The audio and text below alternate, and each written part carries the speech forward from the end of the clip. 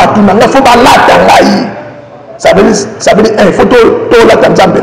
na nzoto pe na molimo na biso. Vous comprenez? Donc eza loko moko bato bakoki nango na idolâtrie peut-être. Non, les idolâtries, tu le bas. Kasi idolâtrie, ça va le bien même à nani. Kasi idolâtrie, ça il longa mon côté pobé les langues Bible que le bien. Côté et côté longité pour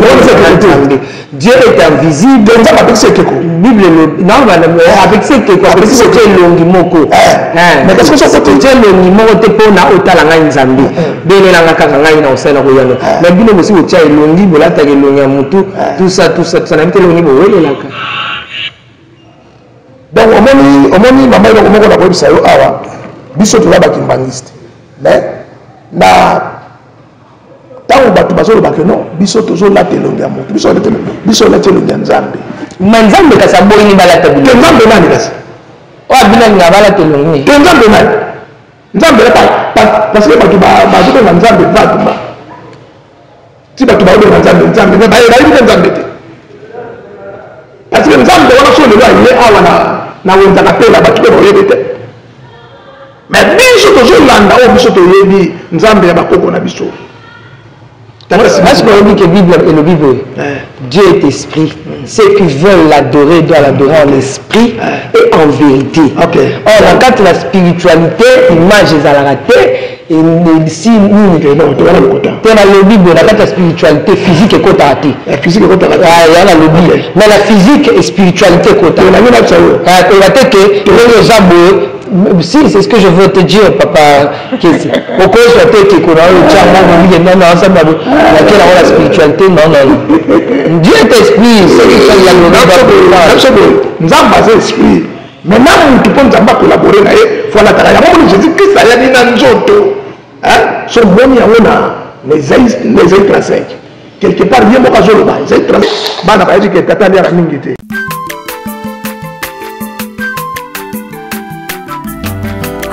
Mwana motote boa kosangai abongwa ni pete boa wangata nzambe ya le nazarien le nazarien le nazarien le nazarien bana kitoko koma mokondima atako babakola ki mafuta na musakolima lelo ya yo bolingo bateli le nazarien Pamboli oye mona na katempeni mama kandelobi koleke mapapu masope mafuta toko kesitana longo na nzambe oyo mabenga na makomi. Shalom, shalom, bien-aimés dans les Seigneurs, très chers internautes, l'ami fidèle de Le Nazaréen TV. Welcome, c'est la vôtre, la princesse de l'éternel, maman Tiffany Mokwa. On est ensemble, comme je dis souvent, qu'il n'y a pas de souci. Christ reste le même hier, aujourd'hui, éternellement. C'est ça. Tozo kende, tobungani un peu mingi na bino, mais c'est un rebété. Moto abungi azate, tobungana ki mais tozali toujours ensemble, loin de Dieu, près du cœur. Je vous aime beaucoup, de l'amour de Christ. Je suis avec Papa qui c'est l'un de nous, l'un de vous, l'un de notre. Voilà, la Katina Bisso. Après un long moment, il y a parcours. Oyo bana ya papa ba moni ngate ba yoki ngate yango bo moni lo na zomi vraiment na kati ya verre. Voilà, sans plus tarder, je demande à la régie de nous balancer un cantique pour la gloire de notre roi. Le Seigneur Jésus-Christ, on se retrouve tout juste après. Régie à vous.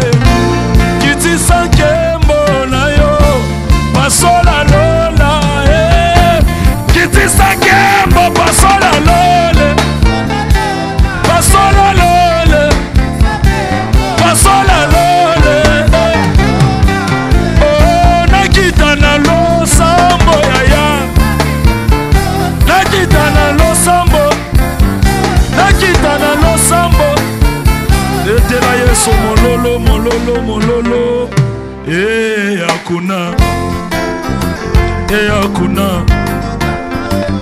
hakuna ya Yesu emani ya mwamba ni salama yawe sigisi lona yena veste te mena oyo kondire ondie nana mankamba edenga baedenga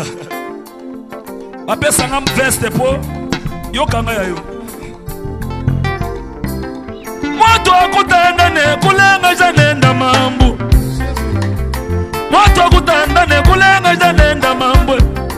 shikala byuma mema naje munema mawesha mukalanga kupache peji cha kumwela muyenga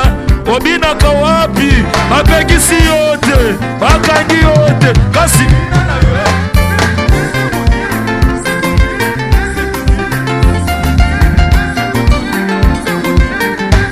yei kolo Yesu yakananu belela ye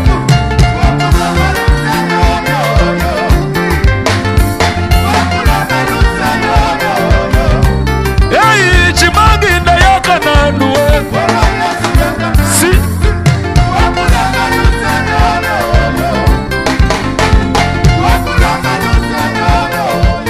sikopotokata eza na danse moko tosali yango mpona badepute na basénateur seke bato bakoka obina na église te o parce que donc oyo ata oyebi obina te oza na raison moko te eza pete kabu ata soki oyebi kobina te ata oza na rhumatisme ata oza député ata oza sénateur nasa pete yango oyo kopesa nzambe raison te binela ye papa mama bina malembe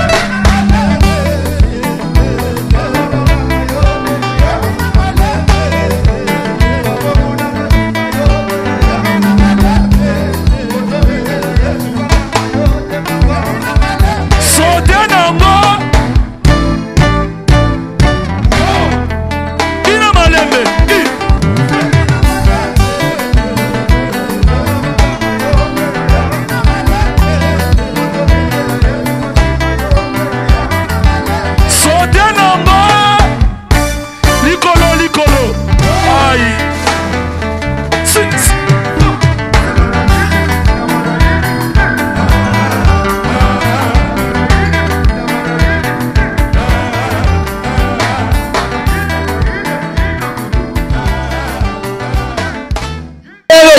sur ce plateau de Nazaréen avec Papa Kiese Lingula, c'est mon invité spécial du jour, à qui je dis shalom, shalom, shalom papa. Bote maman. Bonio. Te kimia ezali na combattre kasima bimaka. Shalom et shalom abe. Te. Et nous allons la paix de Dieu. Kasana bimbote.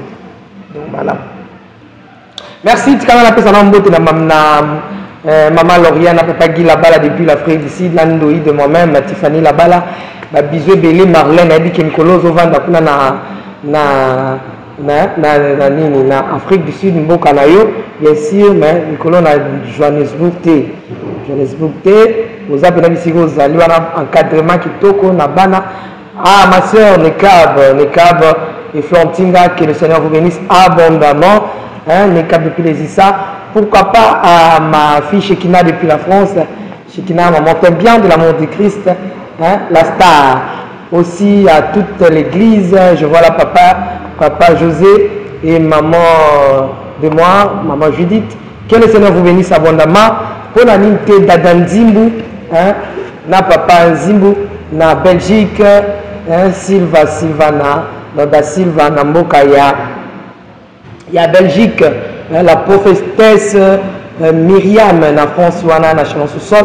bino na sona kanisi bino maman Betty Kokelea bana ya royaume là vraiment c'est la famille bana royaume avec mon papa Daddy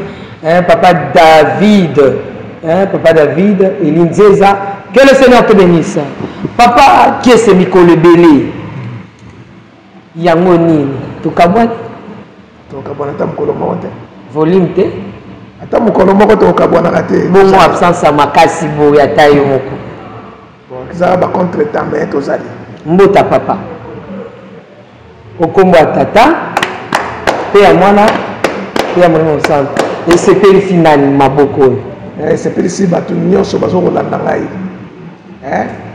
ba chrétien kimbangiste ba chrétien de part et d'autre bato nyonso bazovivre na mokili moto esepeli saba. mboto esepesi boni mama na ndako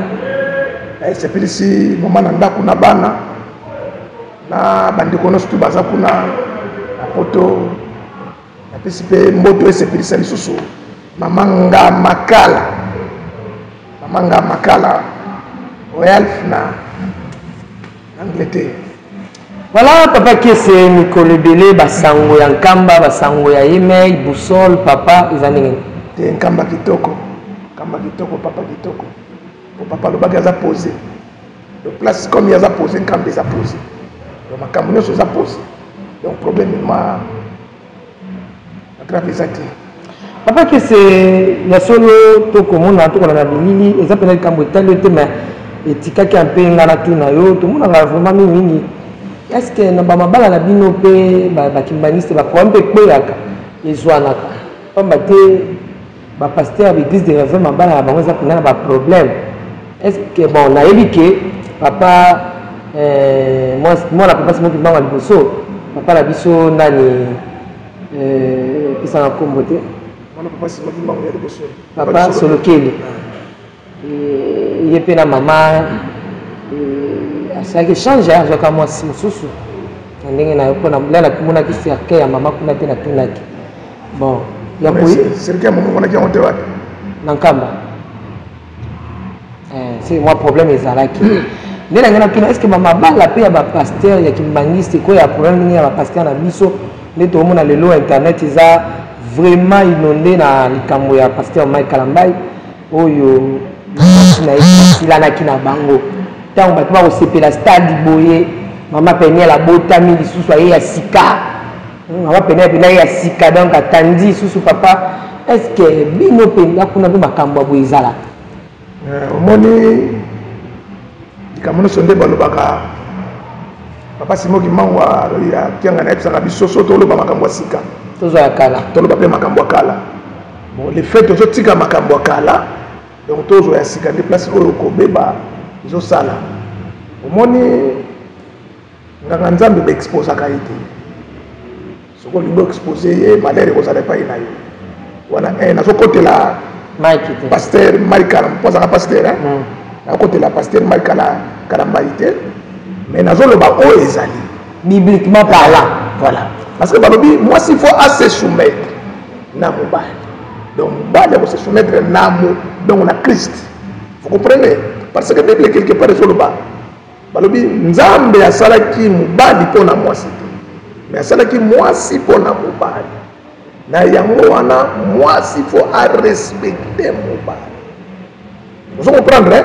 biso l'église mobali mpe alinga mwasi na ye aussi sa Bible place batie point point très kitoko merci pour le complément donc mobali faut alinga mwasi na ye mais mwasi faut atosa mobali mais siko biloko oyo koya ndeni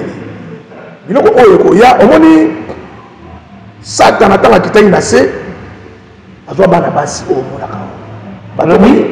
Lucifer ntango aza na se awa mwana mwasi nyonso tu oyo se comportaka mal Satan azalaka na ye epe Satana asanganaka na basi ebele oyo omonaka awa na ndenge ya mabe mwasi soki aza na molimo mabe akobebisa mobali yango moni biso na eglise kimangisi ezala boye ndeti nga so nazwi sheri na ye na bala so namoni ye ube so nakoki kolinga ye te nakobisa paster soko pa paster akoluka bamama oyo baza vraimen ya kokomela atindi bango mais ntango tosalaka libala l'église kimbangiste so nga nake koluka mwasi po tosala présentation to nini il faut tozwa longue responsable donc catéchiste il faut azala témoin ya lingomba tokokende na ye mais na temps ya fiançailles mosi akoya epai ya mobali te donc mobali nde fo akendaka pai ya bamwasi biso soki kaka ntango bankengisa bedi donc baconserge ntango basalaka tour na bandako ya bato kotala bandimi so bakuti mwasi wana epai na yo ata ayaki kotala yo il faut batya osima likomba okomprendre ça veut dire fo lingomba evandisa yo aye ça veut dire fo yo nde okendaka pai ya mwasi mais mwasi akoki koya nano na ndako na yo te mpo nano obali ye te mais siko soki obali mwasi donc ntango makambo nyonso cérémonie nyonso ezoleka wana soki esili mwasi ye na ndako omoni libala ntango bato baye koboma libala ntango krista ye apesi conclusion parce que na moïse ezalaki so moto alinga boma libala efasa mokanda osali mokanda moïse asalaka yango na motu makasi ya bato ezalaka vraimen procédure ya nzambe te asala yango na motu makasi ya bato donc biso ndenge omonaka wana na église biso libala mpo ekufa eza problème donc oyo azokosela moninga makambo ça veut dire faut aleka na cérémonie ya plein air à démontrer oyo ya bande ekoloba omona moto alobi na ye na paroisse mais ntango ekomaka bakata likambo omona kaka moto abande ekoloba omona se retire mais soki mobali moto abomi na église kimangisi abala sute faut tikala bongo so mwasi mpe moto abomi aobala lisutu donc so abali ça veut dire aza lisusu na église te ça veut dire il faut église écarte donc etiki ye mpo atamboli na ndenge ya lingomba te yango biso mariage na église kimbangiste wana eza basacrement moko eza bacérémonie moko sacré parce que nzambe atindaki yango ezala bongo po nzambe asalaki mwasi na mobali so donc tozongi na 1 Timothée chapitre 3 balobi oyo aponi mosala na nzambe aponi mosala moko malamu mais il faut même na académie bapekisi terme wana il faut na académie française donc moto akoki koemploye yango te mais kuna bazoloba il faut qu'évêque soit marié d'une seule femme. Botango bozala bino mopena entre bino na bino boyoka pena ba évêque na biso baokabwana po pama ki pazana mutali bosute ya makamba circonstance sa vie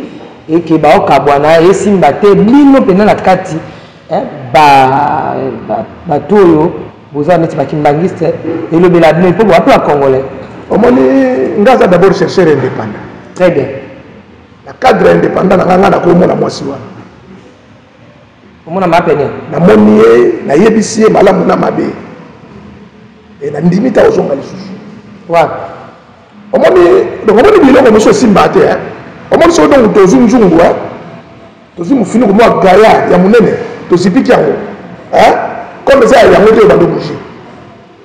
bakozala pe mwasi na mobali na pasteur Malik Kalambai mais baza mwasi na mobali mais ça dongo nzamba lingai alors sikoyo c'est comme le fait que force ngo osimbaka ati moso donc mobali amoni keno te par erreur nde makambo esalemaki na tiki yango mais so mwasi alingi amema ngo na ndenge na ye ekomi erreur na obetelo le solo boko Abraham aboti Ismaël la volonté ya Sarah aboti Ismaël na volonté ya Sarah et pas ya servante Agar mais tant nzamba ye balobi non il faut libota na weke ndeboye ya lobi mais nazana mwana moko oyo na botaki na servante nzamba lobi te wana te yete mwasi na ya kobota mwana de lipango de kemedi na Isaac sali et que Israël ti lelo oyo to kaka ba juif wana vous comprenez ça veut dire esalemaki oyo nzamba lingaki omoni bato baza na langage na bango nzambe baza na langage na ye bamemi Jésus Christ bayebisi ye mwana oyo akufi papa moto wana bino excellent Christ mwana nanga akufi talatala mais bango bamonaki mwana wana akufi mais tant Christ ayaki na langage na ye mosusu Christ habite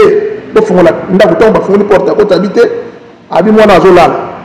donc ya bengaki yango pongi mais bato bamengaki yango na ndenge na bango ça veut dire makambo oyo nzambe asimbi te kele question ekobebaka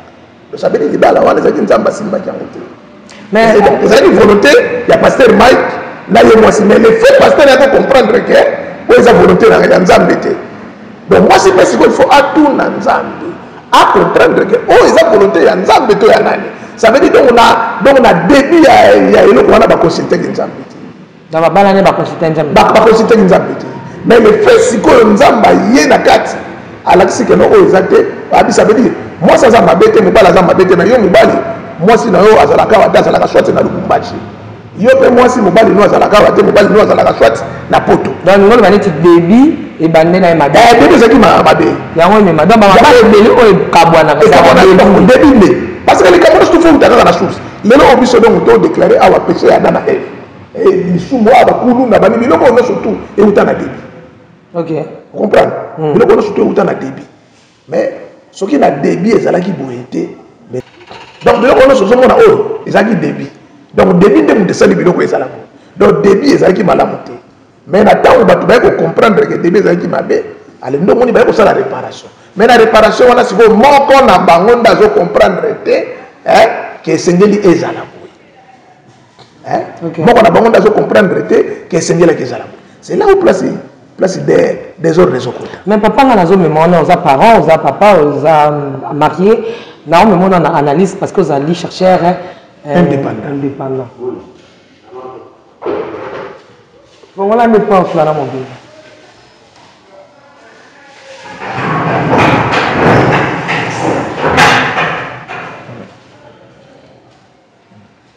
Voilà, on a la ligne nationale, on a ligne chercheur indépendant et puis aux parents, aux mariés. Oui, certes, déjà, on a la bango, mais moi, ça y est, dans le moment où mon bal a bêta, un événement minel, a zénith, mais pas à stade de martyr na juillet. Est-ce que mon tour a zobake, papa banana, bana bazana kati, faut batanga, musala na ya lela kayangoana. Est-ce que dans le moment où on a une promotion qui est au stade et tonda, bon et côté la famille na bango bana ne ba ki classe. Est-ce que c'est nécessaire ndenge papa Mike selon ye que a osali ma be pozo pixel ko mona bana oyo baboti ba mbala zo boya ko passer bana depuis mois d'octobre. Est-ce que c'est important que na ta oyo événement makasi za na bomo mobile na ye ya le kana TV aya net parce que wazo sala ça net marketing à mabe pour le mobile na ye on peut le dire. Est-ce que pour na yo étant chercheur analyse nini oyo ko sala tout autour ya FM omoni tant babala naka dans zalaka na makambo réseaux sociaux tant bazalaka mais les cas na réseaux sociaux ya été na début nango ezaka réseau tant bakutana ka bango mibale na point ezaka réseau. Ça veut dire qu'il faut bazonga kaka na point. Bazonga kaka na point wana bango babandaka. Place trouble ça les makabatu bako isa biloko. Tant to kimaka na suka na ngomuta simbi na ko isa ichombo. Na ko isa gelamba. Siko ezala mutu mususu pe akozongela akutati. Mususu pa ozongela osani. Ngomutu chance na kendaki na kutaki. Mais bato ba kozana chance ko lokota biloko. Eza bato ba ko isa bilamba na ba bikanda. Et bah, ta malchance là, bah, chombo, nambongo. Bah, on doit jouer. Bah, on doit tirer la chose, on a réglé. Le problème, c'est quoi? Comme on dit, acheter un jour le bagan la philosophie, à l'objet, l'imagination, c'est ça la plus grande richesse de l'homme. Mais Jérôme Hidon, dans la philosophie, à l'objet, lorsque vous ne comprenez pas ce qu'on cherche, vous ne saurez pas ce qu'on trouve. Ça veut dire, donc, il y a un comprendre. Bah, tout le monde, c'est contre Mike Kalambay. Contre pasteur Mike Kalambay. Bango siko il faut pas bimer la moisse. Ba étouffer. Ça veut dire va côté ici évangile parce que évangile les amis balé. Vous avez évangile à Satan, l'évangile à Nzambe. Siko bango ba bimer évangile à Satan. Ça va na kola kisai. Mais ozola kisanani parce que l'événement wana za na bateau pe fo ba bon wana. Ça veut dire ba izana repentance pe au salut. Oyo bato bakolo bate biso totiki mabe tolandi nzambe. Or na ba concert à mokili ebetaka wa tomona jamais mwasi ya kingandi ya musicien mo artiste mo boye aleka ou bien na concert moko boye ekobetama a décrire mobali na ye kaka na makambo nzambe bo auparavant avant l'ensemble esengeli mpe mwasi donc na kondane mwasi te na kondane mutu te mais nazoloba parce que debi nango nayebi te. Donc le problème est à quoi? Biso, papa mfumambanza bandaki koloba soki likambo ekwei fo bato bavanda basololi bayokani bakime so bato mibale bayokani te bakenzela moko te pour ça la bakalité wana ata bosangisi bango bayokana kaka te donc ata bayokani na miso ya bato donc bakoyokana na soni mais pas si ozala kaka yango moni balobaka libala bato baboma yango te motu ye moko nde fo aboma yango foso bato babomi yango mokolo baozonga na bakoloba alonga ye moto ataka makelele na libala na biso po ekufa mais bango moko nde fo baboma yango mais bino bomemaka mais ti bozomema conseil boye boyebi keno mobali aza mabe mwasi oyo aza mabe mais bino bomemaka conseil donc ndeti babiso boye papa kiese naza vraiment pareil ya moto mpo libala ekofo eza problème parce que mpo libala ekofo eza problème baproblème oyo moni eyaka mingi na mutu ya bapare eyaka mingi na mutu ya bapare parce que ti ezomema désordre boye donc mutu aza na makala na mutu eza pareil parce que pareil ntango donc soka mutu abalani alongwe mwana ya tata na ye mwana ya mama na ye bakomi bana ya pareil na mare ça veut dire problème nyonso ezolekela bango eza na mutu ya pareil na mare mais na banjo koloba ete bayini ya pasteur Mike Kambai bakoza pe na nsima ya ndeko te bato na ye kaka bato na ye parce que Jésus Christ alobi bien na Jean na Matthieu chapitre 10 34 bato ne mais yo ye mokonzi abino je ne suis pas venu porter la paix mais le paix je suis venu mettre la division entre l'homme et son père donc ça veut dire parce que ça veut dire quoi donc couple wana hein donc faut division ça qu'est-ce que ça lobi alobi moko olonga moko otikala ozokona siko donc ndenge ça siko na moko olonga moko otikala siko nani alongwe nani atikali wana siko tikali bango nde basi justifier na se wana kaka na kata chapitre wana alobi l'homme aura ennemi les gens propres de sa maison omoni eloko nini lelo oyo bapasteur arrivé bango na bango baobunda okay bango na bango bazobunda oyo aleki ya critique moninga mais babosani kombo wana ya nganga nzambe bango baza na yango biso bami papa ndenge napesaka ordre na bamusicien bamema pasteur moko na mutuka siko bamusicien pasteur ya kimbangiste pasteur ya kimbangiste siko bango baboyaka komema pasteur ntango siko papa ndenge nalinga kota po bakende nkamba papa pasteur wana aye kozonga so epai papa remarke ke baboyi komema pasteur papa ye agangeli basi bango banani basali likambo oyo aza nganga nzambe azala ya protestant azala ya réveil komona ye nganga nzambe fo kotosa ye parce que comme wana lati wana kaka ça veut dire donc c'est déjà danger vous comprenez donc les mal eza momona nganga nzambe oyo aleki abando critiquer oyo aleki abando critiquer et puis pas ina biso eloko wana biso tobenga yango fuka bundu ça veut dire so leki nango même mondimi bayoki ye azotelemela pasteur et pas ina biso hein bakovandisa yo so baremarke kaka forme na yo eza ya mabe bakotya osima lingomba parce que nganga nzambe batelemelaki te so tojongi na nombre so tozongi na nombre 12 hein tobandika na 10 omona mirimiri ya Aaron na Miriam ntango bandotelemela Moïse nzambe afrapaki bango lepo mais ntango bacomprendre ke non mpasi ekoti bango mingi na nzoto bake kofuka mpo basenga nzambe abingai te bozonga kaka na Moïse po ndenge bino bozalaka wana nzambe na bino nde Moïse oyo Moïse akoloba yango nga na koyoka donc ça veut donc ntango ozokamba bato okomeliza nzambe na bango bon le fait yo ozoloba bango bazoyoka te so yo bloqué nzambe mpo nzambe apesaki pouvoir na Pierre nde nganga nzambe ozomona place oyo problème ezali mais banganga nzambe oyo areveille tozomona makambo ebele tomona makambo ebele omona bango na bango bazobebana toki na quartier toza na pasteur na biso moko areveille babebanaki na adjoint na ye kobebana mwasi oyo akoti mais mwasi ya pasteur te mwasi ya pasteur nde azalaki jete mais mwasi ya adjoint ya pasteur nde azalaki na mwasi mais tomonaki yango simbaki te toyaki kokoma naki navandisi pasteur na bando solola na pasteur navandisi papa wana navandisi ti bakutana tosolola mais biso nyonso tuna pasteur ye moko comprendre que non azalaki na erreur agangeli mwasi na qui me sabe ni ça veut dire bato ba comprendre. Merci beaucoup Papa Kese tozotika page wana soki ya conseil kana papa makite mais na ba couple ya ba pasteur mingi église de réveil soki faut pesa bango conseil moko mibali misatu nini opesa bango potokota pena na mama ya likambo to pe ya masolo na biso ya mokolo lelo omoni l'église de réveil na mona ka basala ka bazala na ba intercesseur hein izana batu moko pe ba oyo mona na moni pe likambo hein je me soubo na omata na nini to aka na cadre conseil na omata na intendance na moni pasteur moko ba utaki na campus na Ngomba na Saint-Pépé abimi ando mwana mosa na ndopsa papa komo na yo kiese utuindula ngana bia babenga ko kestere andiko a prophétiser donc ando prophétiser ngana bi oui abete ngana bise oui komo na ngaya mwana singa yo za mutu boya donc abandi ko loba makambo bele oyo ngana oloba te tanga lobi yo yapsi nga kabela ngai mbongo na mela mai ngazu 1000 francs ngate yo sombela ngaka mai mbongo na osote me sombela ngaka mai sikoyo tango ba passer à rêver bazo beba na basi siko ba intercesseur wana na début d'anga donc ba wona likambo te ça veut dire likambo oyo mo soit ba mona likambo ba négliger amoni mutu soka zo bala mwasi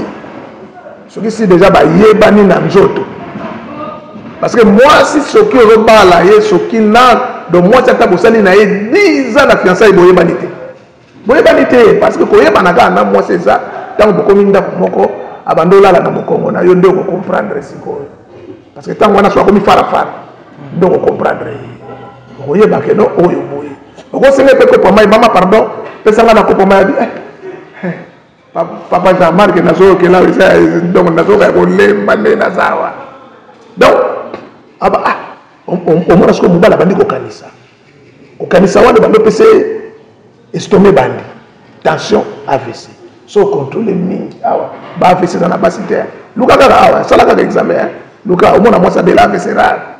o doit être o doit kaka mibali nde bazana ba AVC pourquoi basi ba AVC ba AVC basi bazo pesa bango ba AVC mama ndenge omona kata ba pasteur ba lekaka awa bato ebele omoni baoleka na balabala na bao bazana poto par-ci par-là mabale kufakala batikalaka ndako moko mpona soni ya bato bale bele to omona ava zo quand même ba TikTok ekufa na wandi yaka kala même bato baza contre pasteur Kalambai kala papa qui soki elombi eti eza mabe ekufa kala okokele le problème même bato baotala biso baotya moto na makambo papa maki peti na ngai bina fina yembaki nzembo tata mwasi aza na problème alove tinga nake kofunda mwasi na ngai pa tata mwasi na bango papa mwasi na bango baza na même problème wala oyoki reposa tata mwasi na papa bokemeka nzambe wabongisa po ye mpe koto oyo aza na problème ti tomemi yango na bamagistrat toke tosamba na tribunal ye moko juge place avandi aza mpe na problème ya bolingo ozomona alors ti bazotelemela pasteur mike na mwasi ne baza na désordre peut-être kutu oyo wana ya ye emonani félicitation napesi bango félicitation nabeteli bango maboko mais oyo sikoyo ebombani grave oyo kutu eza ya koleka wana bamisu bavanda ndako meme bakaba wana bachambre kala siko soke odio te papa azalaka mingi na mabondeli te bakabwana donc so kaka donc papa ndenge aza wana mpo ayebisa mama kota nano boye pere abangaka nazobisa yo mare mpe koyebisa papa leka nano bon epe nakobiso mameloko moko mokomiso tokosololango molai mwasi soki aza na posa na ye so mobali apesi yango te bakobeba na jour wana olamba te mais soki mobali aza nango obitaka nombe alifo asala tu bana basentir ke makelele eza na pale fo basentir o soki oti na bandako mosu omona mare alalaka na salon so tuni ete papa mopepe na chambre molungi mopepe pourquoi donc ça veut dire que libala si ekufa omona ma mère soit lingala la pantalon po so donc ngombe na se pantalon yo ngano kite donc comme ça veut dire kala si ebeba mais lelo oyo donc tu omona ka wana sala ka remarque bima na balabala na tongo tala donc omona ne batu ba akenda misala tala ka bilongi ya ba mama tala ka ya batata omona ya ba mama ezaka na esengo po si déjà marché na bango déjà ba gagner pardon marché déjà si ba gagner ba mama bazali bilongi esengo bilongi esengo mais tala ka siko donc bilongi ya batata omona ka mutu atambola nzela zo ba kai moko omona ça veut dire azoloba nzela ye moko donc azo décider soki eleki kaka na motema makoza décision te eleki kaka na motema c'est pourquoi c'est pas pour yo moni kota na bamanewa nyonso moni balambaka baconsommateur eza kaka batata soki na ndako tata liaka mingi te po akima nde problème omona bakotyele deboule yango mpe bazotyela ye fotalaka no babadio bakotyela responsable te badi yango omonaka me na restaurant mama wana ya restaurant ayebi nde papa na liaka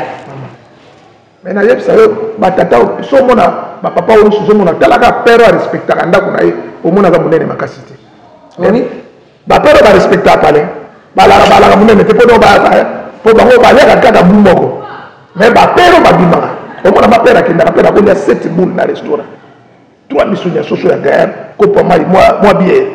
mais nanda kusoka ya vandi ana boule moko asana boule moko boule mo pe moko wana soka le bana ba yiki tata ali ala mingi te le kota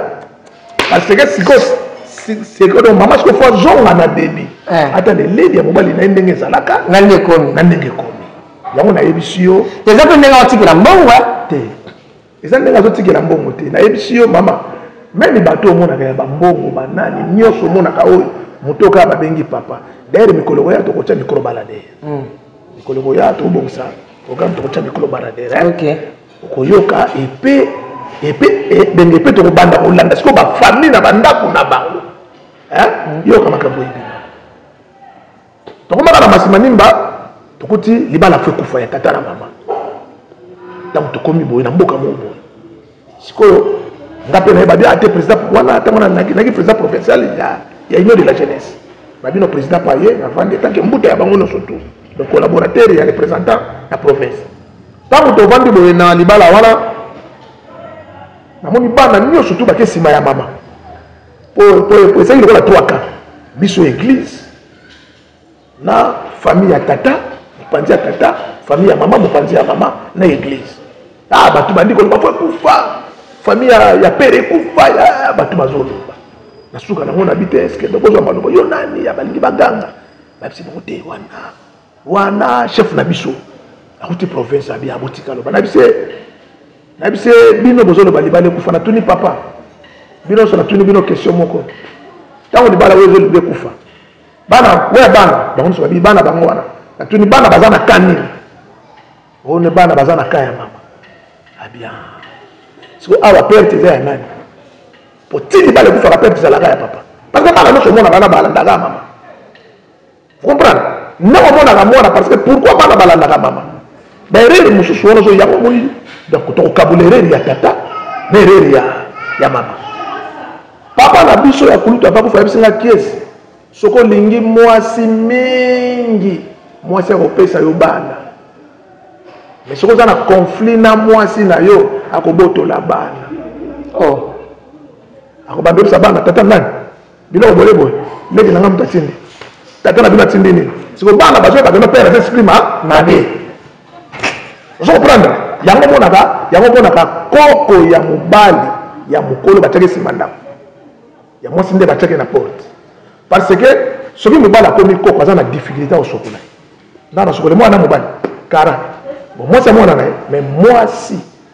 mama ya mama soki akomi koko mwana na ye asukolaka ye mpo baza mwasi na bango na bango basi so mpo otali bien na bafamille koko ya mwasi na koko ya mobali le plus heureux eza koko ya mwasi yango nomoni tension na bestome eza ya bapere bimaka na balabala so omoni moto azwa AVC pere AVC na bamere merci papa kese eza mpe mabe ya mibali mebe mpe baleki mabebe baoke mpe basimi te nasilisa mobali asoke mwasi te mwasi akoki kozala fatigue te avant mobali azala mwasi tala mama mwasi fo alulaka donc omoni il faut tala mwasi fo asalaka tout donc mobali alulaka chaque jour ti mobali azoya bazola donc aolalisa misu pamba ti mobali amonaka eno mwasi nanga mpoma yeyo omona mama epe ndenge omonaka po ntango kaka donc toza basheri omona mama mwasi na mbali bakangani omona monoko oyo na ya mwasi totali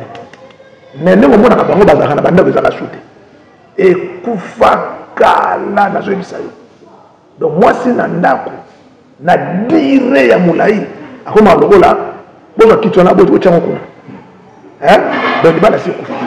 berere mingi mwasi nde amema parce que mwasi nde aza ntango balobi celui qui trouve une femme trouve le bonheur mais soki mwasi ozwi oyo ya faux amemeli mpe malere kaka mwasi akodétruire yo kaka mwasi mpe abongisa yo. Merci beaucoup Papa Kese, merci beaucoup na bandako na ete boseki bosepeli et ça bino vraiment bien mais tika tobeta masolo na biso mokolo lelo juste après élément oyo bakopesa biso na régie nde tozobeta masolo ya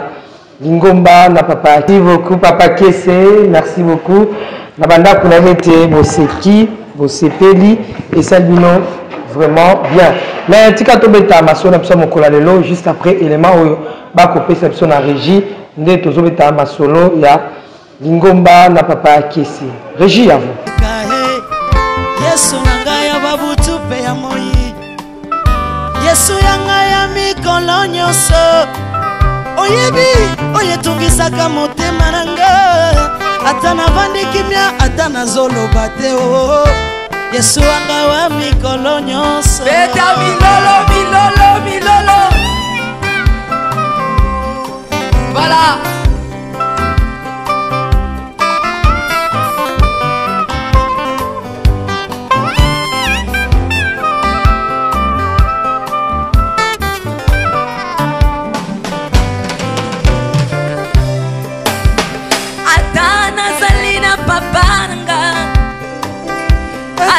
Salina mama nangai akolinganga te lokola Yesu Yesu anga wa mikolo nyonso Atana salina yaya nanga Atana salina mama nangai akolinganga te lokola Yesu Yesu anga wa mikolo nyonso Atana salina papa nanga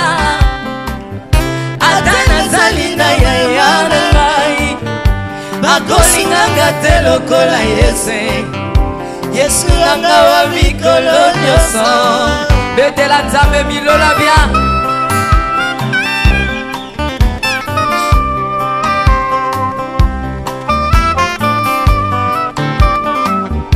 Toyemba ndenge mama Lili Sumbela yemba na Swahili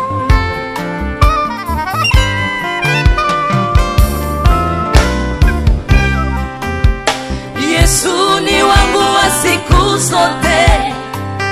Yena majua maisha yangu Hata usiku hata ujua Yesu ni wangu wa siku zote Yesu ni wangu wa siku zote Yena majua maisha yangu Hata usiku hata ujua Yesu ni wangu wa siku zote Soko ye bintembo zo bina mwa muke Bina ngona mwa muke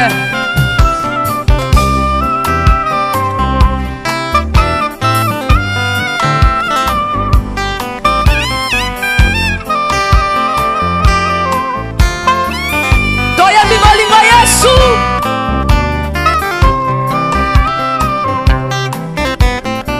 Azabolingo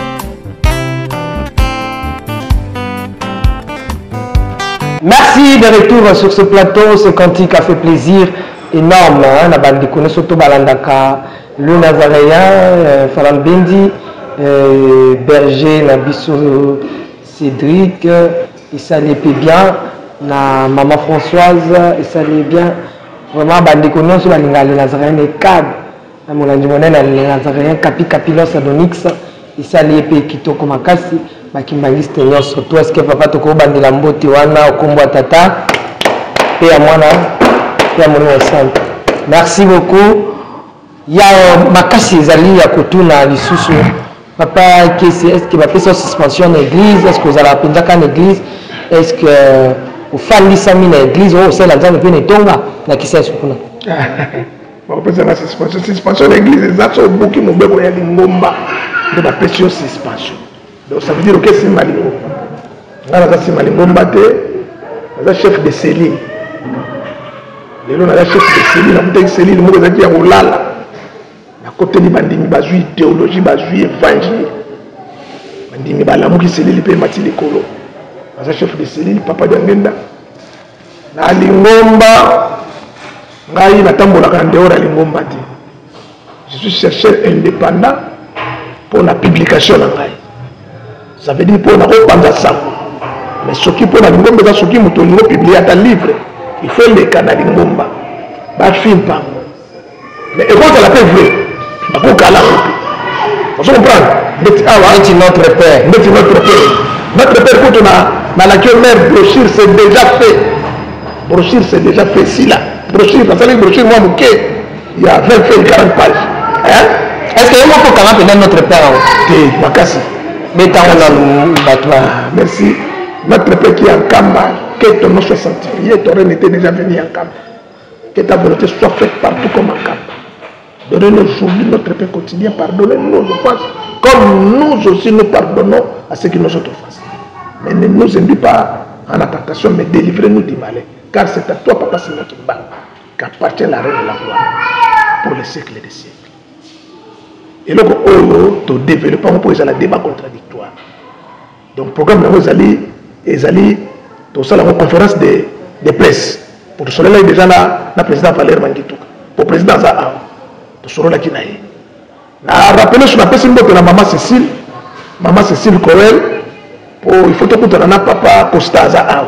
Il faut que tu aies pour photo les canets l'émission A. Et on a rappelé aussi que pour tant que déjà moi donc idée voilà. Donc c'est ça aux ala qui pour na bisayo ngavuma na kati makolo. Parce que moi je connais Tata Simon Kimba. Merci papa que c'est tika oyebi impenda papa Simon Kimba on peut qui mangiste malamu. Ba ike ba sous ba ko na église qui la que il y a ba noir église des noirs, les églises, les religions, les églises de réveil, tout les ala canine, ba ba ko situer l'inoté. Vos églises des noirs au kati ya mino kuna to mona ba bokoko ekokendi ba bikeko boko senga boko réclamer ba biloko ya bokoko boza penga kana lelo ofandisa pour situer église kimbangisa na matoyi ya ba chrétien ya église ya ba kolanda yo pe na matoyi ya ba musulman ba kolanda yo ya ba ike ebele o ba kolanda. Merci na komba tata mona molimo santo o robi ya bikeko bani l'église qui manque la rate. Et puis dans cette église qui manque ces photos ils ont raté. Même photo il me Tata Simon Kimba dans cette église ils ont raté. Ils ont raté. On va comme ma photo boy attends la dessin ils ont raté. L'église tant on donne l'église des noirs. Mais surtout me cause on moquer sima.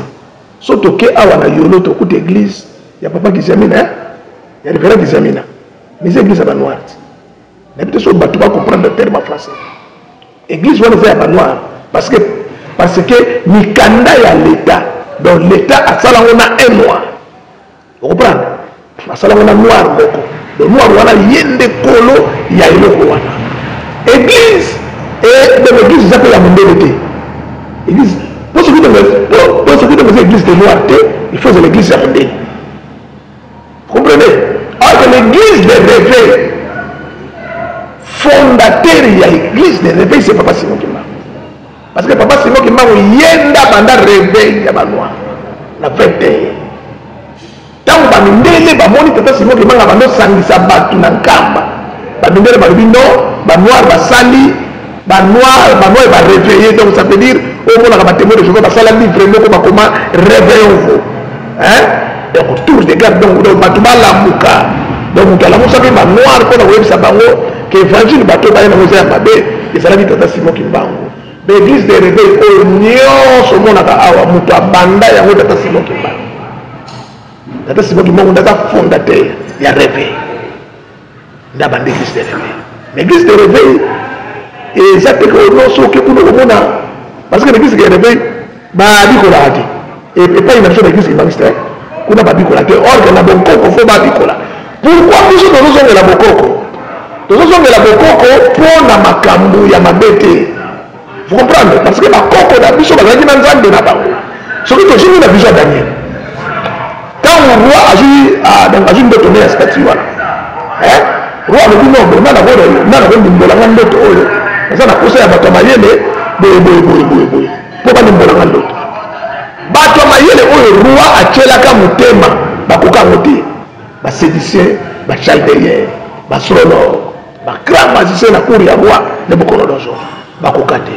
Mais Daniel, quand Daniel a sauvé, donc autant dit Daniel chapitre 2, pour maîtriser autant de bimbanion soana. Au moins, quand Daniel a yé pour celle-là, abjoku.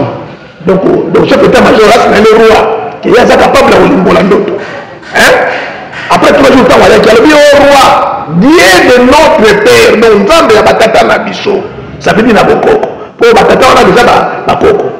Parce que pendant qu'on a pas d'Israël, beaucoup on a pas c'était Abraham, Isaac et Jacob. Donc Nzambe ya bakoko là-bas. Mais si les Noirs aujourd'hui, bazo n'a pas se référer à Nzambe ya bakoko, na Abraham, na Isaac na Jacob. Non, il faut pas se référer à bakoko là-bas. Yango moni tango bamindele bazoya Léopold II, le roi Léopold II, ayebisi bakolon bino besoin que nous coloniser bateau baza déjà na véritable nzambe na bango ya uta bokoko na bango bateau baza déjà na véritable nzambe na bokoko na bango tango Jésus-Christ aye na Michée chapitre 5 verset 2 alobini balobi yo Bethléem moindre na kati ya Juda na kati ya Juda na yo nde kobimisa mutu oyo akoya na l'origine remontée au temps des anciens, ça veut dire Nabokoko. Vous comprenez? Abina yo Bethléem mboka muke et kobimisa mutu akoya na makambo ya kala wana, ça veut dire tango kaka tozolo bela sika tolobeli pe kala parce que nzambe ye moko baso benga l'ancien des jours donc mutu ya kala ya mo tolobaka kulu mbimbi kulu ça veut dire kala. Si on a hébreu, de Dieu en haut, na glosser la Bible est top, la Bible les plus anciens. Ça veut dire les plus anciens, ça veut dire photo de Dieu Makambu Yakala. C'est qu'on a le temps où tu as la calendrier, tu as la boko. Hein? Et d'après lui, avant qu'il y ait des colos. Bagina nan. Il y a même 17. Mais il y a ce qu'il a pas nan. Hein? Mais tant que il y a ce qu'il y a des colos, a-t-il là quand il disait signe. Si nous bana nyonso tout oyo bakoya kobotama après la mort Élysée bakuta signe ya bokoko parce que mutu na balobenge koko na biso azalaka te atikaka elamba oyo elamba na comme ezalaka manteau ezalaka déjà na onction donc mutu nyonso tout akosimba ngo osala nini akozwa guérison ça veut dire que ntango otaki kosimba elamba oyo etikaki ancien donc ekomi ça veut dire bokoko réine ya nzambe. Vous comprenez? Okay. Donc, pourquoi vous avez dit même chemise, il y a ma belle, oh, nous sommes c'est déjà sacré. Donc, le fait que la chose soit on peut savoir que la maladie, mais quelque part, la Bible, même cette chose, et donc, Paul, les amis, Paul, les lamba, a joué guérison. Jésus-Christ a sentir, moi, c'est mon simba qui est lamba. Et c'est là que c'est mais lamba abi na sentir mutu moko asimbinga na lamba a sentir force na yemoko boye ndeti mo diminution atteint la FCT ko ndimano ibikisi mais à partir de lamba ça veut dire bokoko c'est quoi? OK donc balobi nzambe ya Abraham Isaac et Jacob mais kasi bazo se référer na bokoko parce que Isaac et Jacob le bazate et mon tout na tuna yo papa kese a ko boya bino mobolo bino biso Abraham azaki moyindo Jacob azaki moyindo bato wana nyonso ba Moïse bazaki bayindo mais lelo nayaki okoloba ete ntango bato bakoloba Dieu d'Abraham d'Isaac de Jacob yango wana te faut référer na bokoko lelo ozali biso ya caméra soki faut bacongolais baloba ya solo bacongolais balobake Dieu d'Abraham na bango eza nani Jacob na bango eza nani Isaac na bango mpe eza nani soki yokoboya Abraham bango bakobelela lelo démontrer bango noir sur blanc pe pona nini po général pa lukaki nzambe bakoko na ye wapi nzambe ya bakoko na nga biso penza biso ana Congo vrai koko na biso penza eza nani pamba te na dévention papa Simon Kimanga botami na 1921 pas na koko na ye pardon abandaki nde mosala na ya on avait abandaki mosala na 21 mabotamaki na ba 1900 et quelques koko na ye véritable azali vrai poko papa Simon Kimbango pe azali nayebi kokokima okangama ngai Yesu alobaki ke avant Abraham azalanga nazali avant Jacob azalanga mpe nazali mais Yesu wana ntango aye na Matthieu premier bakobenga ye la généalogie de Jésus batalisi ke Abraham Isaac et Jacob bakiti bakolakisa kino na se bake ntango ya Yesu Masiya après 14 générations eleki nde batangi Yesu Masiya na se lelo biso bakongolais soki tokoloba ke tokobelela nzambe na biso banzamba bakoko na biso poko ani ezalani merci biso tango biso tobelela nzambe bakoko na biso c'est-à-dire donc eza kimbango ah papa kisi nazomema yo papa kisi tekolimana yo tozala kati émission babi tosala émission koko na biso kimbango pourquoi kimbango bakoko na biso avant aparition papasimo kimbango soki bali besimba mikro yo moko soki bango matanga ezali bakoko na biso bandeki subie mwana kufi bakotia ebembe na ndako bango babimi na moi bandi kobelela kimbango fula mafu kimbango fula mafu wana nani bamonaki papa sima kimbango fula mafu pourquoi kimbango signification ya kimbango ça veut dire motu oyo abimisaka makambo ebombama na molili ça veut dire yango moni daniel alobi nzambe abiso roi nzambe ya bakoko na biso oyo alobaka makambo oyo abimisaka makambo ya molili donc les choses cachées abimisa ça veut dire révéler na poisa donc wana nde définition ya kimbango mbangu ya fika ya tombe ya shweka ça veut dire moto abimisaka makambo ya molili ebimi na poisa bakoko na biso bazalaki deja na nzambe na babandaki kosambela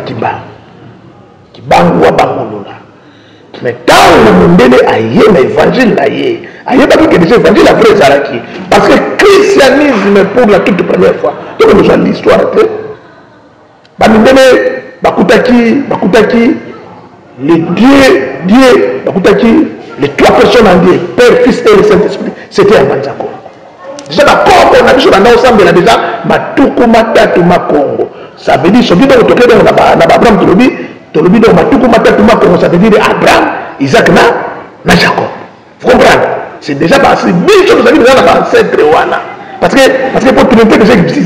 ezalaki déjà tant Abraham akomi d'abord Abraham amonaki bango wapi c'était en Afrique Abraham akutana na Nzambe na Salem yango nde natunaka bato ancien capital à Ghana donc alors depuis 1er siècle jusqu'à 8e siècle là-bas ya kopanzamo c'était Kumbi Salem c'est pas quelque chose on parle est-ce qu'on comprend une question là na comprendre question là yo ezali banzambe ya bakoko oh biso tozosambela biso tolobi boye soki faut tobelela yo obi ke Abraham te Isaac te Jacob te koko na biso mpenza otosengeli na nzambe na biso banzambe na biso Abraham Isaac Jacob eza mpona Israel biso kisolokele papa dialonga na papa diangenda kuti jésus christ ayebi biso na yebolina sikoyo te makambo bino bokozwango mais côté tokende plus tard bocomprendre ke naki na solo est ce que papa kisolokela akokola biso papa dialonga akokola biso voilà papa diangenda akokola biso zela ebongo ntango bango babotamela merci kata olobi kaka non makambo kobotama na 1900 mama ndenge eza boye kozala mokola papa botio na esprit okoza mokola mama botio mais nzambe nde atindaki epai na bango atindaki epai na bango mpo yo ozala na bango mais yo oza mokolo na bango jésus christ ayebisi bayuda avant qu'abraham fit jésus abi bakritika ye kaka na eloko ozoloba bakritika jésus christ mais ezalaki yango te donc parce que ntango bazoloba au commencement était la parole et au commencement Dieu créa le ciel et la terre était informe et vide or que il y a l'informe comme donc la terre était informe or que forme ezalaki or que na informe na balobi donc la terre était informe mais forme ezalaki mais la forme wana il y a aussi là donc le fort ezalaki faut comprendre donc fort wana bato balobi nango te ndeti quelque part na ngai nameka kosala donc nameka kozongisa bato mwa moke balobi na Jean chapitre 1 de 1 à 5 balobi au commencement était la parole était avec Dieu et donc la parole fait chair nasi bango na commencement c'est de penser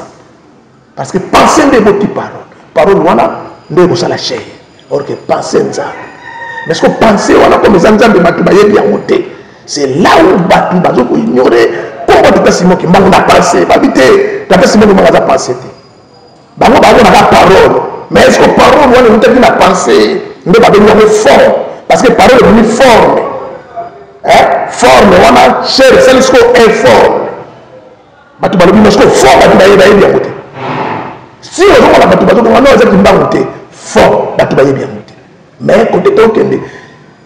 ntango lelo ntango jésus christ azobelela moto moko andima ye te na peleto nyonso akuta wana kaka 12 nde balanda ye na 12 wana moko kutu trahir 11 wana pe bazala na bango na mwa tembe 3 ndambe maki na ngomba pesi bango puissance alakisi bango tala makambo ezala ba 3 personnes na bato bela kutawa soki ezalaki apesa bato bakarte chrétienne kaka 12 wana mpe bandeki kozwa le reste balinga otika bandima ete lelo nde bato baye kolata yango ndenge kote tozokende plita kombo ya jésus ya papa Simon Kimbangu bato bakolata yango parce que tata Simon Kimbangu aza modèle ya banoir c'est le premier noir asa l'investigation ya marka c'est le premier noir asa la compagnie tile lo santa eza en vie pour les gens qui ont beaucoup de différents c'est le premier noir oh ça veut dire oh maman na biso ngala komi na mboka na biso na kuti ba église protestante ba sala msala na mboka na biso na ba église ba église ngana somba sima ngana sala musala na bité oyo eza honneur ya mboka na biso na tala bité l'église protestante oyo eza honneur ya mboka na biso ça veut dire nkamba eza bien ya ba noir eza patrimoine ya mutu mwindu nyonso aza awa que soit catholique nani kamba eza patrimoine na biso le reste wana eza nango biloko privé moto na motu avandi na koye na ye mais na bokoko na biso nous avons indi mais papa kese tika tokota wana mingi te mpe mituna eza ebele tokomona kotataba na mpe mwa mingi na esika wana tozonga wana différence ya église kimbangiste na église ya banoir oyo toyokaka banoir bakobelela bango balataka bavalorisaka mingi culture ya banoir oyo bakolata basaki bango bakolata bamayaka bango bakondima penake bokoko na biso nde kotyango liboso différence na bino na bango ezali te église kimbangiste eza moko babelaka te église kimbangiste eza moko me nayebi biso église kimbangiste eza moko ntango toyaki bana mike tokoti na kati ya classe tomoni masise moko boye tobanda obenga na bosiku tokomona ye maître imbécile sokali na kati ya classe anda otambola na nouveau testament na kombo ya jésus christ aosala badémonstration soki foto to na quel jésus mais azalaki masicien église kimbangiste chege nango eza na nkambo papa Simon Kimbangu ntango bakangi ye abima 5 personnes ayebisi bamindele na biso 5 awa bopona le véritable Kimbangu bamindele bakoka te batuni ye sikoyo tale ntango babungi ya koti ntango abimi libanda batuni ye sikoyo siko véritable Kimbangu tokomona bisi bango véritable Kimbangu na nkamba l'église kimbangiste basi tosambela bikeko te l'église kimbangiste moto atambola na basaki kuna te parce que c'est l'église chrétienne bon ata bosambela bikeko c'est l'église chrétienne bosalaka bilamba bolataka eza na elongi ya moto te non kola omoni eza nkaomokomokoposo okei chaque place alataka elongi ya moto nake place oki wana parce que le véritable image à Jésus-Christ vous avez mais or que l'image à Jésus-Christ sont nous on fait dans l'église kimbangiste le véritable Jésus-Christ aujourd'hui il est à Kamba c'est pourquoi comme on a dit soki na ye comme on a dit na Colossiens chapitre 1 verset 15 dans le Jésus-Christ il est image visible ça veut dire image c'est longi image visible de Dieu invisible ce qu'on est le monde photo là tango photo na kisaba tout ensemble photo là tango ya malobi balobi batu nanga fo balata ngai ça veut dire un photo to la tanzambe na nzoto pe na molimo na biso vous comprenez donc eza eloko moko bato bakoki nango na eza idolâtrie te non eza idolâtrie otoloba awasi idolâtrie yango même ata nani kasi idolâtrie eza elongi ya moko te po belelanga bible ya mitologia kotia ekeko te kotia elongi te po Dieu est invisible nzambe apekisi ekeko bible apekisi ekeko apekisi kotia elongi moko mais parce que soko kotia elongi moko te mpo na otala ngai nzambe belelanga kaka ngai na osala koyano mais bino bosi kotia elongi bolataka elongi ya motu tout ça na bite elongi bowelelaka donc omoni mama eloko moko na koyebisa yo awa biso toza bakimbangiste mais na ntango bato bazolobaka non biso tozolata elongi ya moto biso olati elongi ya nzambe ma nzambe kasi aboyini balata bino te nzambe nani kasi oyo abinaninga balata elongi te nzambe nani nzambe parce que bato bazobenga nzambe vaguement ti bato baobenga nzambe me bayebi te nzambe te ye awa na wenzaka pe la bato pe boyebi te mais biso tozolanda oyo biso toyebi nzambe ya bakoko na biso. Est-ce qu'on dit que Bible et le Bible, Dieu est esprit. Ceux qui veulent l'adorer doivent l'adorer en esprit et en vérité. Okay. Or, quand la spiritualité, image est à la raté, et si nous, dans la Bible, la spiritualité physique est côté raté. La physique est côté raté. Il y a la Bible. Mais la physique et spiritualité est côté raté. Si, c'est ce que je veux te dire, papa.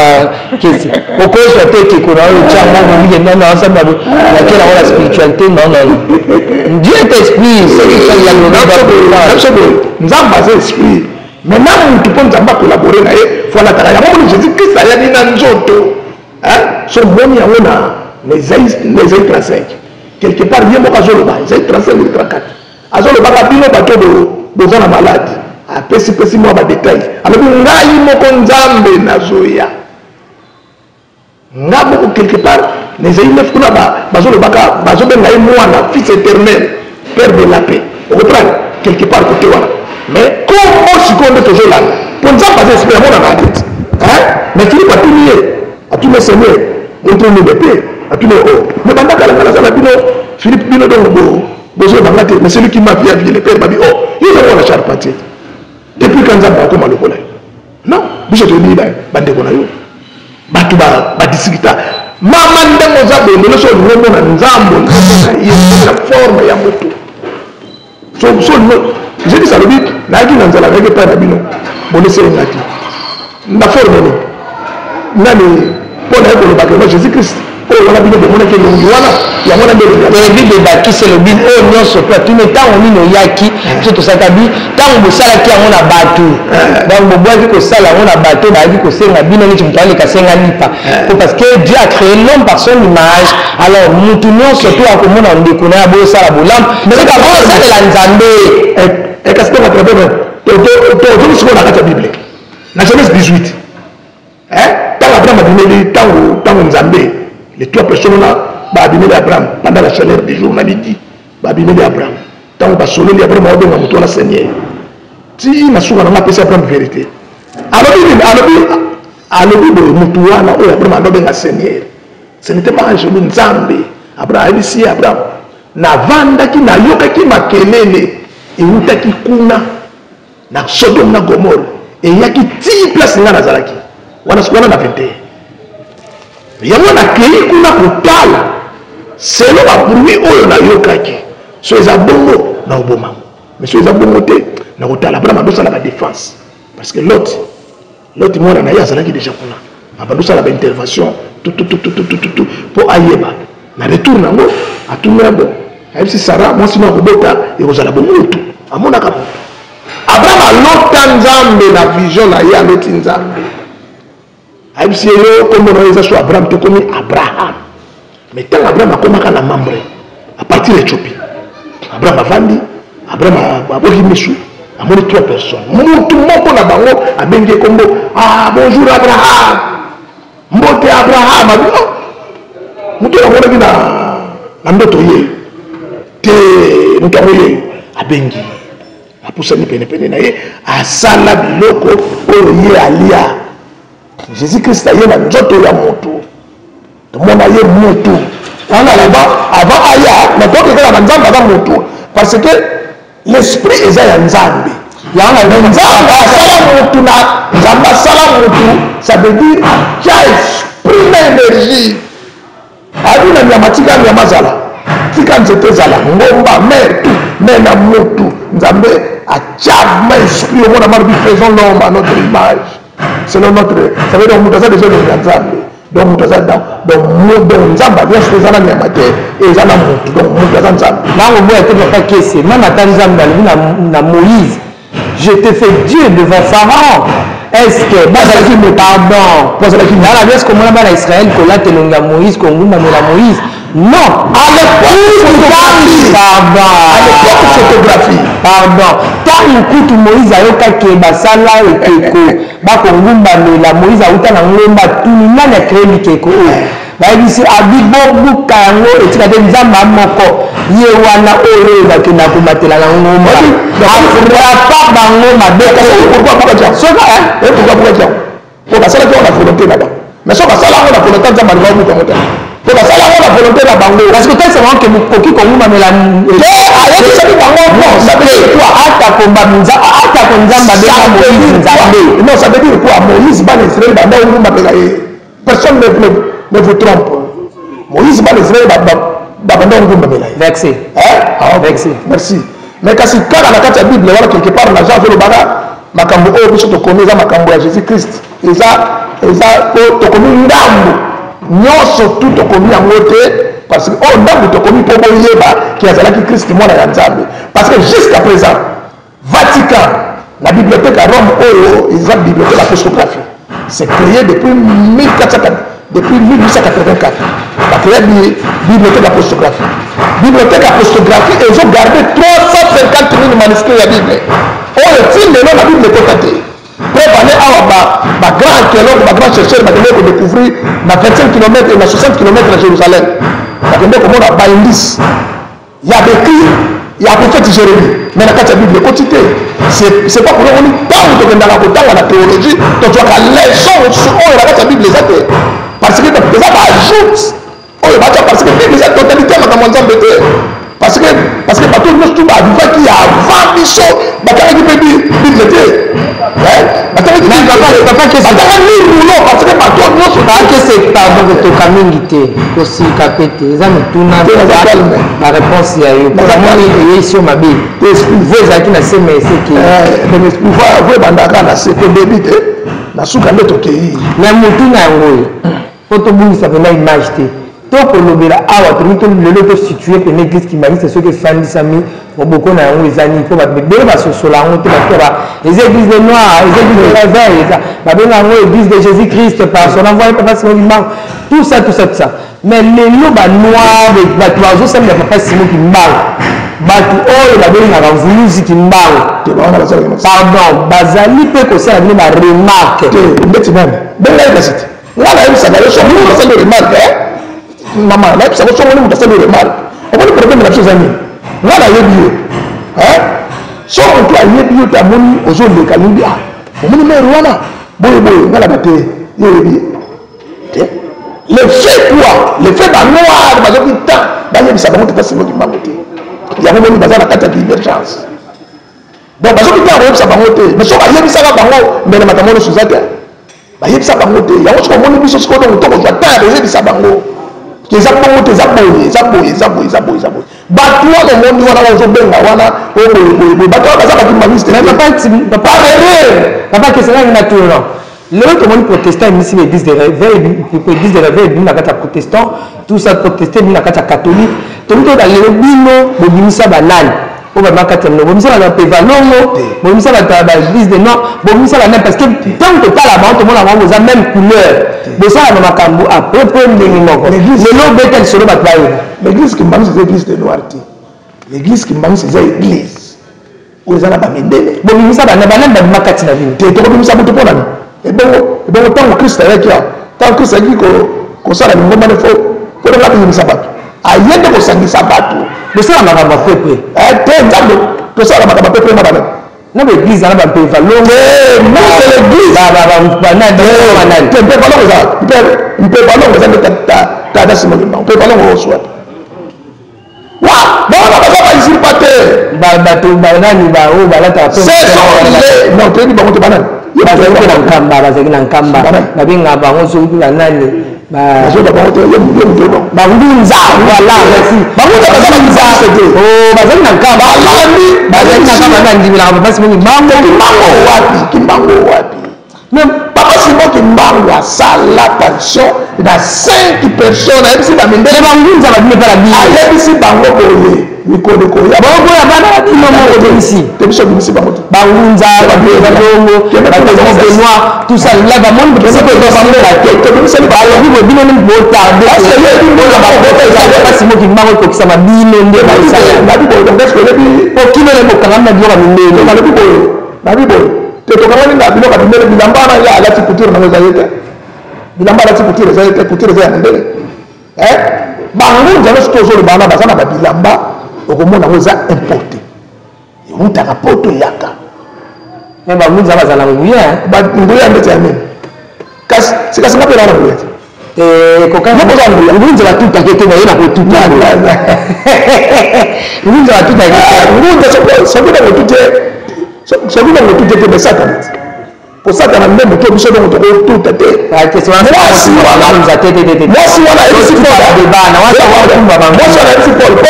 ayebisomoni bapaul wana bato wana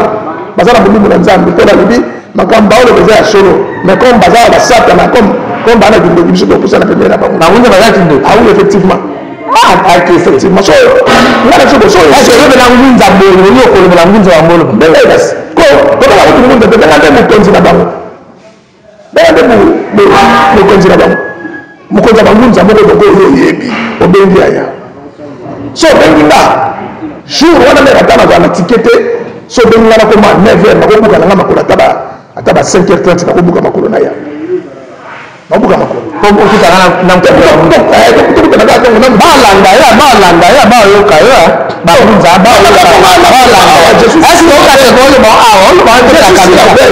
je suis sûr na ndenge na bandi awa so oyebi ka ngunza moko bamoni bangunza wana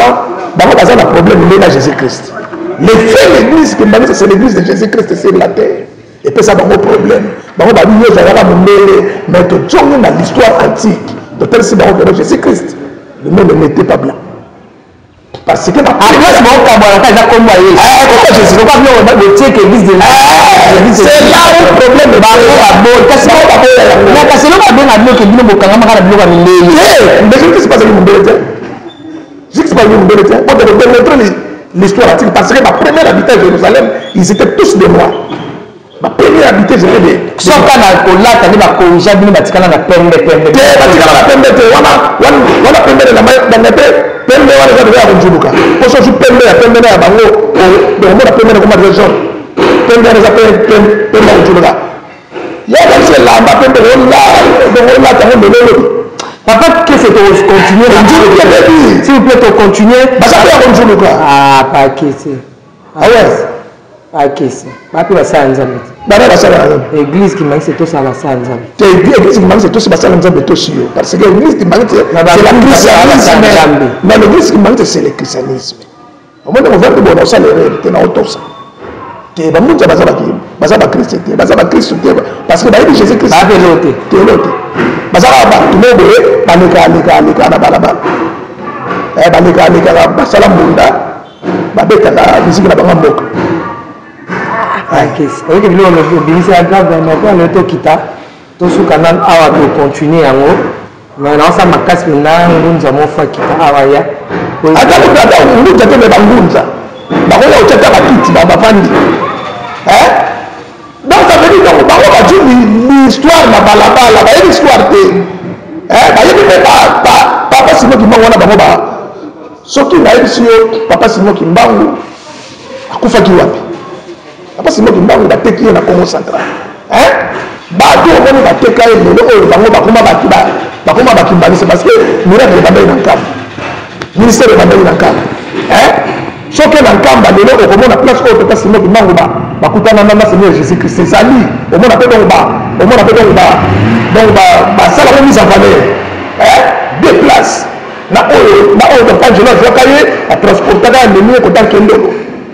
na oyo place bakutanaka na ye soki donc bakuyanda okomona image eza wana avakese mpo na yo bangunza basalela pouvoir nini basalela pouvoir oyo etutukisa bango kindoki pakese naotuna mambo eza sérieux kindoki basalela pouvoir nini ya bokoko oyo to ya nzambe bokoko kaka te mai kindoki basalela kindoki bandoki bangunza bandoki base bato basambela bandoki bangunza bandoki next year so omoni bango baza bandoki te mokolo bokoyebise makambo omona osutuka omoni donc omoni ntango basalaka badélivrance l'église de réveil donc omoni moto azoleka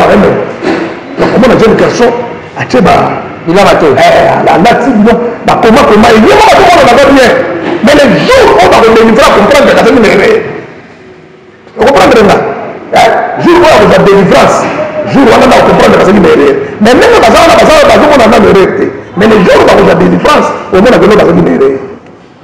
vous avez la madame magawati wali na neveu moko bola pala kufala pana ngaya mwana kasi ngana ndi kuluna mais tant que bande ko pekise makambo mwana kazambe okate bon mwana kachona bande ko ngai transparent donc so bakandi yo donc ata batiki yo fo donc il faut avoir marché ça veut dire faut passer là yo donc on est na signe mais le jour mwana kazi wana zo linga akufa donc le jour zo linga akufa mwana kazi na musi mama na biso c'est maman pour avec la maman na biso mama avec la maman na yaya abi ya timba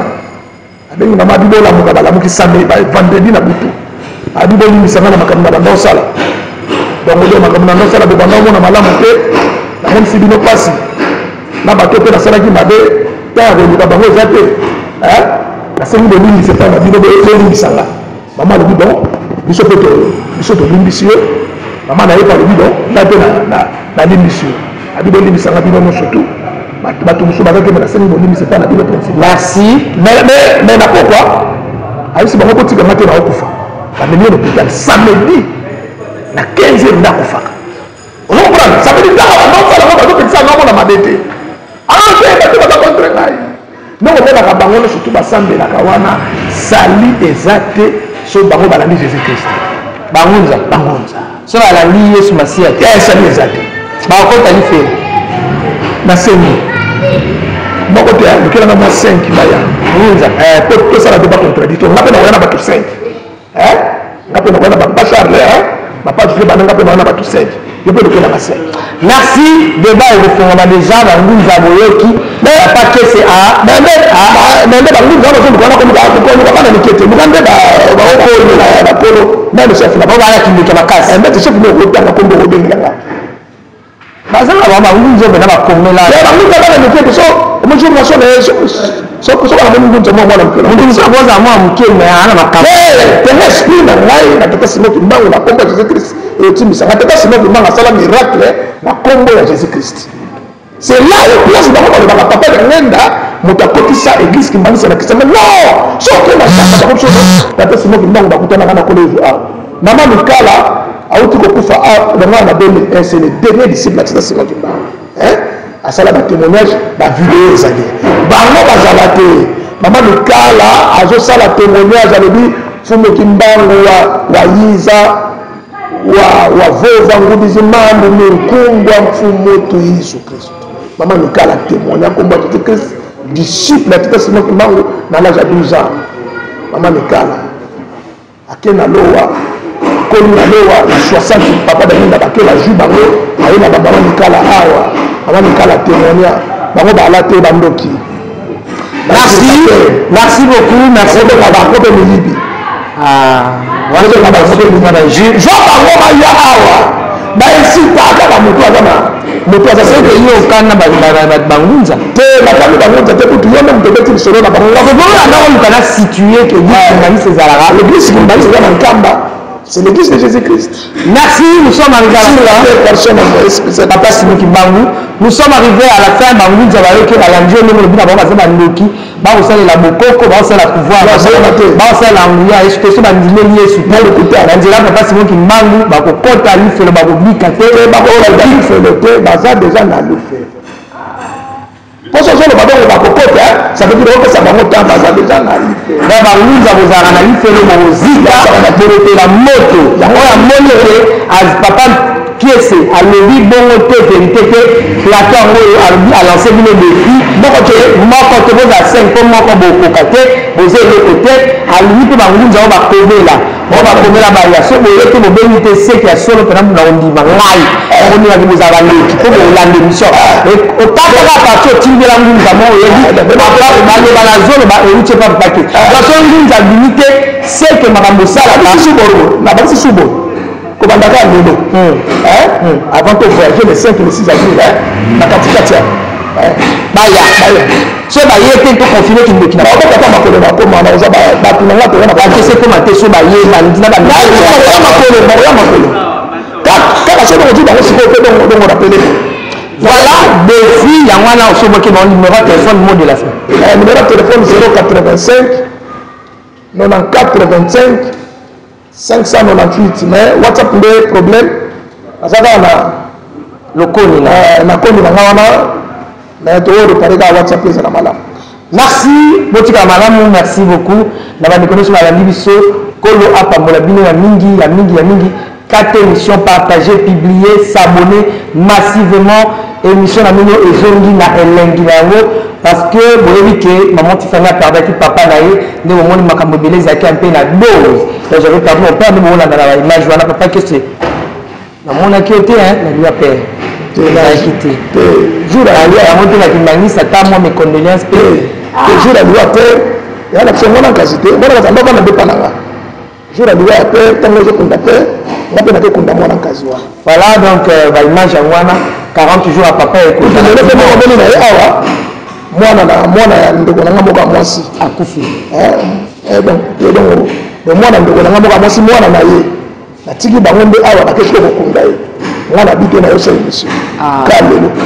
merci beaucoup. Donc retenez que maman Tiffany ce beau monde les Nazaréens dans mouvementé Azaki vraiment éprouvé et papa Tikakinga 40 jours dans la dimanche bandeko surtout bandeko ya royaume au bolela kinanga papa moko na kozum sonoka ba matondi belé vraiment bazali seul bato oyo ngala yokaki batiki nga te vraiment babenga union surtout ba se casser baleli na molimo baleli na nzoto baleli menge kongo donc afrika le la ramutu baleli papa nanga na ndenge penza balelelaka mutu na mai na miso na mai na maboko baye kolela na pa bango en tout cas na tikali komona mutu moko te apesi nga ta mama Tiffany me condoléances mama Tiffany na invité merci beaucoup mais en passant na mona ki papa Charles papa Charles ayaki mais 2 minutes ka tata akeli na ye vraiment papa Charles a dit à ce moment pourquoi 2 minutes ça va être à zéro au téléma écoutez l'antenne qui ne va pas écouter merci vraiment il va aller sauter c'est que Azaki n'a tenu sur Azaki pas que na quartier biso de vendre na biso na merci beaucoup samedi peut nous les acquitter les amis na cinquantenaire bon les acquitter ma case là la vie quand on a mis na ngamo la de à la prochaine ciao.